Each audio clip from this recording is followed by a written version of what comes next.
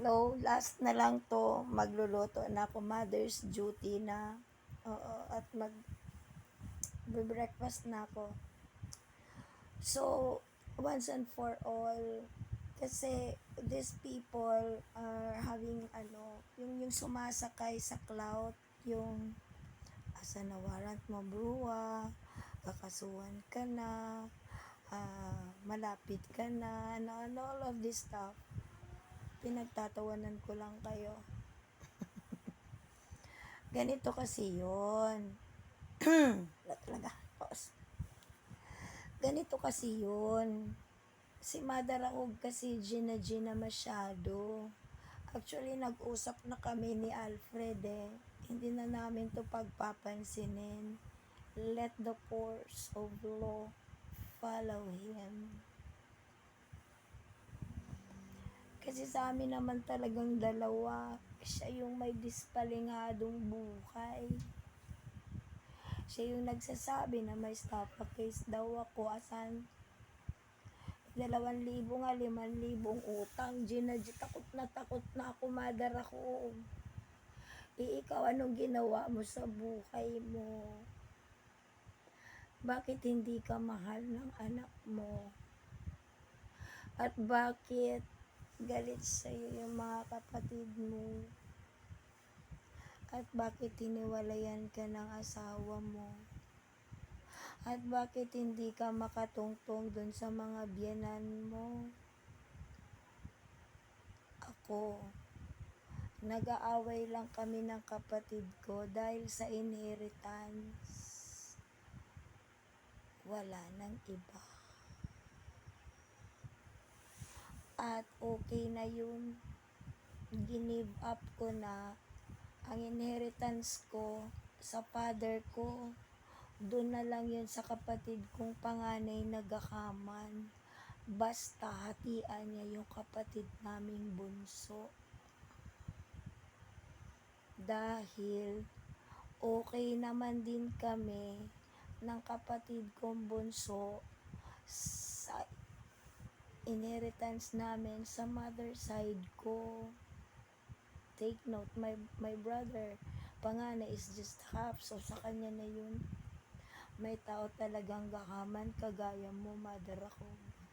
So if you wanna lighten up the situation, gamitin ang issue namin ng kapatid ko, so be it. It's all free. And it's an open book. Hindi na ako naghahabol doon, but except for one property na hindi ko kayang i-give up. And that's our ancestral house. Malaki kasi yun. Hindi ko pwedeng i-give up yun. Dahil may memory sa akin yan. Yung mga kaniyugan, nakakakain kami ng maayos kahit wala yun. So, balik tayo sa iyo, Mother ako. Siguro nagugulumihanan ka na. Saan mo kukunin yung pera panggastos? Dahil nag-uumpisa ng matauhan yung nagbibigay sa yung mga uto-uto na mga DDS supporters. Diba? At saka yung mga kasamahan mo dati sa Antipolo, unti-unti na ring nagising. Oo. Wala ka na ring malapitan sa mga brother mo. Nakakaawa ka na. Maliban dyan sa iniinda mong sakit since January, maliban sa mga naniningil sa'yo ng utang, maliban doon sa mga kasong kinakaharap mo, aside from our case, nahihirapan ka na. Nagwo-worry na nga ako, Mother ako. Kung ang goal mo ay makonvict ako hanggang Supreme Court with finality, aabot ka pa kaya sa dami ng issues ng buhay mo? Alam mo, naawa nga ako sa iyo eh. Inaaway mo na kung sino-sinong DDS supporters na pinaghihilaan mong nasa likod ko. Mother ako, pira-pira lang yun. kahit kadikit mo, kung mas malaki binibigay ko kaysa napapala sa'yo, babaliktad yan, B. Bantayan mo dyan sa circle mo. Sino ba ang nagkukunyaring kaibigan mo? Wag kang malito. Kagaya ng pagkalito mo sa ginawa mong certification na to, na inamin ni Jeros, dalawa pala kayo. So, kakausapin ulit, dalawa pala kayo. Oo, hindi naman pwedeng mag-isa ka lang. Diyos ko, unfair yun. At paano mo sasagutin yung hiningi sa'yo ni Piskal ngayon?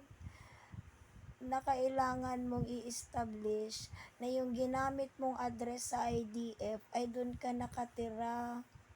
Dahil pag hindi mo ma-establish yun, Mother Rakog, malicious talaga. Oo.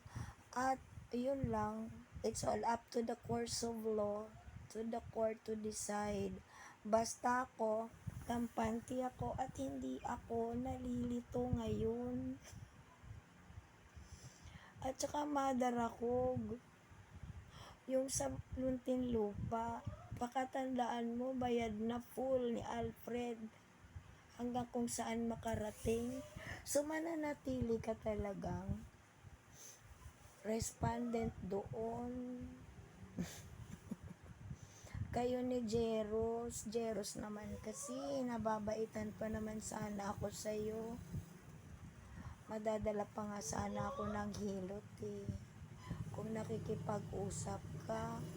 Pero mas dinagdagan mo, inamin mo, dalawa pala kayo, pumunta sa barangay ko na nakakatawa. Paano kayo nakakuha ng barangay certification sa pangalan ko kung wala akong consent? Data privacy yon pag ibigay ng barangay. So, maliwanag na dispalinghado, falsification yun, Jeros. Wala na akong inaping ebidensya, kundi yun lang yung papel na binigay ni Mother Rakog na ginamit sa akin sa Tarlac, kaya mas ma-prove na malicious ang intention niya. My God. At pwede ba kausapin nyo din yung ibang abogado dyan?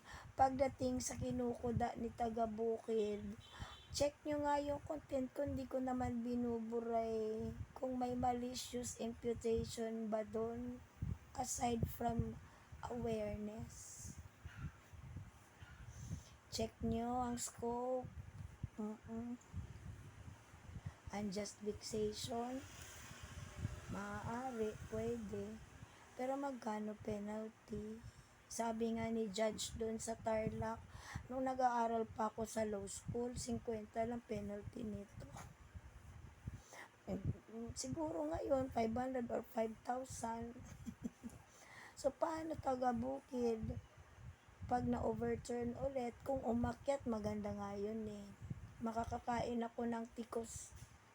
So, Surigao pa ulit-ulit. Kasi balik-balik ako dun Oo.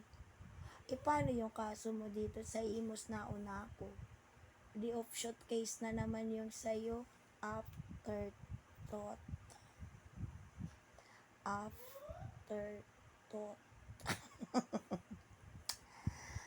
But anyway, kumakala pa si Bagol. So, ewan ko itong mga dokumento na to kung anong bunga nito sa kaisipan ni Mother Rakog. Maliban sa iniinda mong sakit.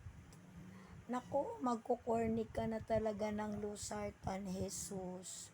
At pinost mo pa ako using verified account doon sa blue app mo. Dagdag na naman to, be. Ito yung reason, Bagol, kung bakit di ko siya pinapakialaman. Dagdag evidence. Babay, magluluto na ako at kakain na ako almusal.